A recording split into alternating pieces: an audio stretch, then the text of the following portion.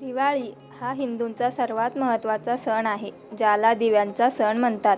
दरवर्षी कार्तिक महिन्यातील अमावास्येला हा उत्सव साजरा केला जातो.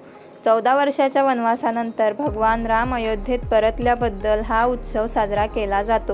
या दिवशी लोक आपली घरे आणि कार्यालये स्वच्छ करतात आणि रांगोळी काढतात. संध्याकाळी लक्ष्मीची पूजा केली जाते आणि दिवे लावून घरे उजळून निघतात.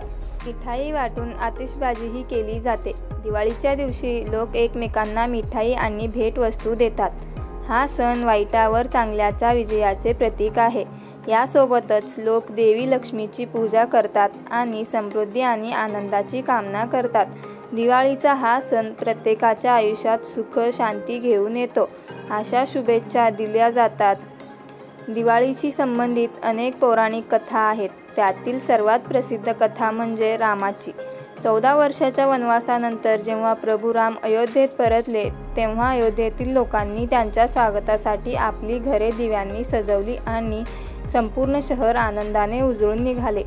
या दिवसाच्या मुख्य धार्मिक कार्यामध्ये देवी लक्ष्मीची पूजा समाविष्ट आहे, ज्याला संपत्ती आणि समृद्धीची देवी मानले जाते. दिवाळीचे सामाजिक आणि सांस्कृतिक महत्त्वही खूप मोठे आहे. लोक एकमेकांना मिठाई आणि भेटवस्तू देतात, त्यांचे घर स्वच्छ करतात आणि त्यांना सजवतात.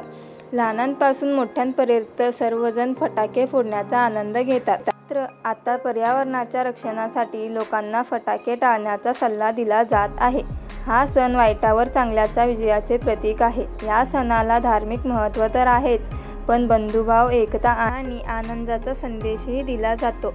सर्व धर्म आणि जातीचे लोक एकत्र येऊन हा सण साजरा करतात, ज्यामुळे विविधतेतील एकतेची आपली परंपरा अधिक दृढ होते.